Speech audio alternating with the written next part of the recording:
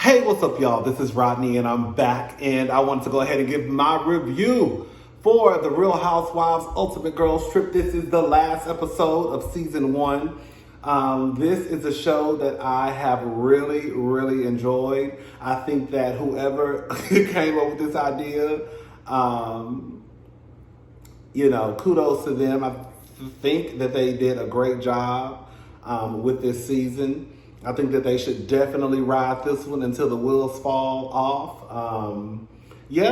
I just think it was a breath of fresh air. I don't think this season was too dark, too, accusing people of premeditated and all. You know how the girls do. I just thought it was fun. It was light shade, light reading. But again, of course, depending on who's receiving the shade, that is the person that determines whether the shade is light or not. But I just liked the episode. I liked all episodes. All right, so anyways, Cal is taking the walk of shame on that good old host stroll. Baby, we all been there. But at least she did it with her husband. Okay, some of us, girl, we don't even remember their name, huh? Cal said, I'm a Paloozie and Turks and Caicos. I said, I know that's right, baby. I'll be a Paloozie for Mauricio, too. Cynthia hopes to get back on good track with the ladies before the end of this trip. This is the last day, and she just wants to make sure that she's on good grounds with all the ladies, because most of the girls really don't see it for 50 Cent, okay? Cynthia, she has lunch prepared for the girls. It is, a cold lunch. She didn't want anything hot because I guess she didn't want to have to worry about making sure that the lunches stayed warm. Kenya wants a burger. I didn't really, it wasn't my best thing for a lunch, but no tea, no shade. Those white women don't be eating. So, girl, just throw some lettuce, some tuna, girl, some crab meat. I don't know, girl. They gonna eat it, girl. They play a game. This is Cynthia's, I think it's the second Bailey Q of the trip, All Stars. I don't know, girl. So they play a game. The first game is basically licking. I think it was like an ice ball, and whoever got to the middle or to the ring and the ice ball first was the winner. You're not supposed to bite it. You're really just supposed to lick it and suck it. Come on for licking and sucking. So anyways, Teresa, Kenya, and Melissa, they won. Even though I think Teresa cheated, they showed her biting into the ice cube. Cal cheated, but Cal didn't win. Cal admitted that she did bite it.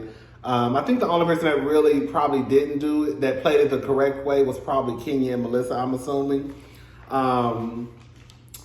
Cynthia asked Teresa, let's play the honest, we're going to go by the honesty policy. Did you bite it? And Teresa said no. They showed the clip of her biting it. Girl, whatever. It's just a game. The twerk game. Yeah. So the twerk game was funny, honey. When I tell you Ramona was up there, I said, Ramona, girl, you supposed to twerk your booty, not twerk your shoulders. That's Ramona, honey. I said, go ahead, Ramona. That was a cute game. Kenya basically, at the end of the day, Kenya basically won the game. She won a trip. Cynthia decided that, she would kind of, make give them a prize for whoever won. And basically the prize was like a 4-day trip to somewhere. I think it was just a 4-day trip again back to the island. I believe that's what it was. So anyways, girl, so Kenya wins, and she gives the trip to Teresa. Teresa kind of tears up because she lets Ramona and Kyle know that no one has ever really stuck up for her. No one has, I've never really been invested in New Jersey like that, but I saw last season, I don't know, I feel like, correct me if I'm wrong for those who watch New Jersey, Teresa gives me one of those people where like, she could be getting into it with somebody, and if the person started getting her together, she wants you to jump in. Kind of like what happened with her and Jackie. Her and Jackie were getting into it when they went to vacate at somebody's house. I think it was Melissa's house, and Jackie said something slick by the mouth, like, "Girl, did you learn that in prison?" or something like that. And Teresa felt like somebody should have said something, should have stood up for her. Girl, I feel like Teresa, girl, you going toe-to-toe with this and you can handle it. You a grown-ass woman. She a grown woman. Ain't nobody jumping into this, girl. Now, that's one thing when somebody else jumped in and it was a tag team, then yes, somebody should basically jump in to help you. But that's what Teresa gives me. Like, somebody should, I don't know, girl. Tell me if I'm right or wrong. I don't know.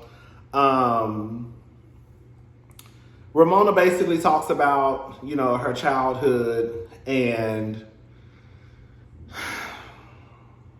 I had a conversation with my friend on the phone the other day about this episode, and while I understand, I don't want to just come across as a complete, total a-hole, but while I understand that the things that happen in your childhood,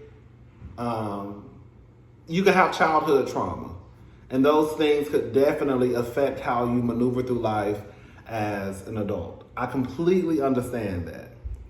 But I also feel like there has to come a time where you can't keep using that as an excuse for your foul, fucked up behavior.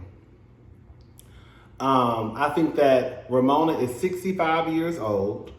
I think that Ramona has the money, the access, and the resources to seek help if she wanted to overcome these things. I think that Ramona just doesn't care anymore.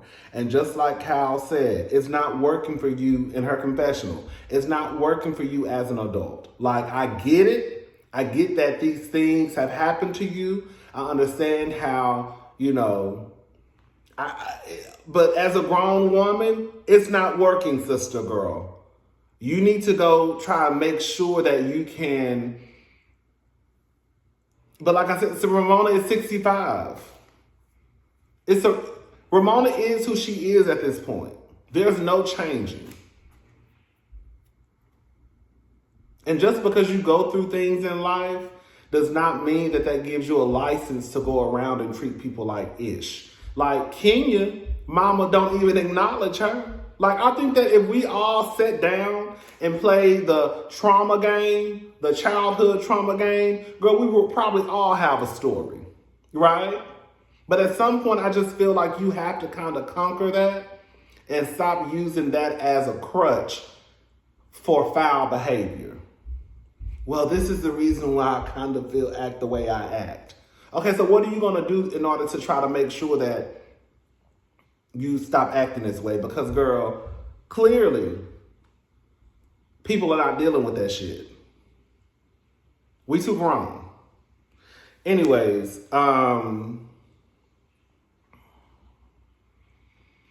she starts talking. I guess she wants to have a conversation with Kenya. At this point, like, girl, Ramona, girl.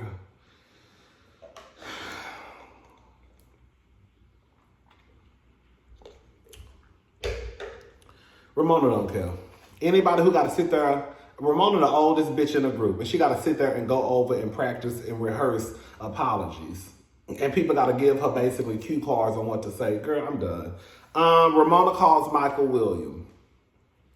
Ramona, girl, Michael is damn near a cast member. Okay, at this point, Michael is like, I think of course Michael started out I think he was still professional. I just think that the girls kind of felt comfortable around him. He started to feel comfortable around the girls. I think he was still professional, but you could tell that they just all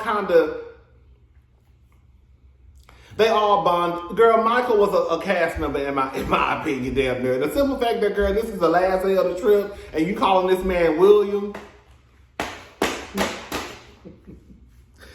Cynthia, oh girl. Mama, I just don't think that Cynthia should have came on this trip. I think that, and especially with Cynthia not returning to Real Housewives of Atlanta, I just think that this was, when she said Bailey out at the end of this episode, she said Bailey out. I said, girl, this is a real bad way to go out on your Real Housewives journey. Like, Cynthia, girl, she goes to have a conversation. She's in the confessional. She's upset because she felt as though her and Kenya friendship is pretty much damaged. And girl, listen, can we just be honest, y'all? I completely understand that Cynthia made sure that Kenya felt comfortable, and she wanted the other girls to, Kenya's going through a divorce. This is her first time leaving her daughter. But I'm going to be honest with y'all. I really feel like Cynthia felt like Kenya, again, was going to be the villain or get the villain edit, however you want to say it. So I think that because Cynthia realized that Kenya is actually kind of like the life of the party, hello? And it's like, girl, hold up, what's going on? I think that Cynthia was jealous of the relationships that Kenya has built on this trip, and she didn't know how to handle it. Cynthia is used to Kenya being the bitch in Atlanta who the girls don't really mess with, right? And this was a different ball game. I think that Kenya didn't talk to Cynthia because she knew, like, okay, girl, I'm not going to have this conversation about our friendship over the, like, girl, Cynthia, I get that you were upset about that game, but girl, it was a game. Like, I feel like you can look at it from both lenses, right? Like, I get how you did not feel like the first night or that game that y'all played at the beginning of the season, how it was not any way for you to be, you were not trying to be malicious. It was just a fun, shady game, right? So I can get how you could feel like, damn, Kenya, girl, at least try and just let them know, oh, girl, she don't feel like she's really not trying to be, ill with this. She has no ill intent behind this game. But girl, that's just what it was, a fucking game. Like, girl, your homegirl came downstairs crying about a divorce situation that was played on YouTube, and you sat there eating some potato salad over a fucking game. I just feel like Kenya kind of had more of an idea of, okay, girl, this is a different group of ladies. So, girl, we can't be doing all of what we do in Atlanta.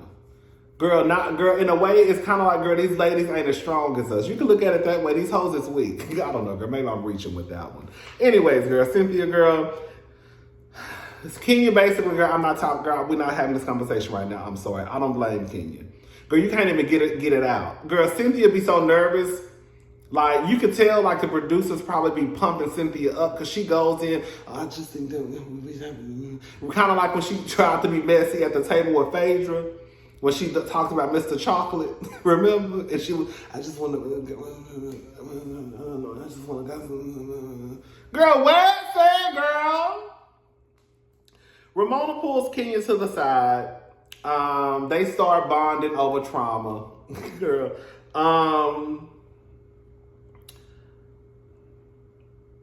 Is Kenya wrong for talking to Ramona and not Cynthia? I don't think so. Girl, the situation that me and Cynthia got going on, that's some petty shit, right? At least I'm trying to make stuff better with this woman who I probably will never see again before we leave the island. That's how I look at it.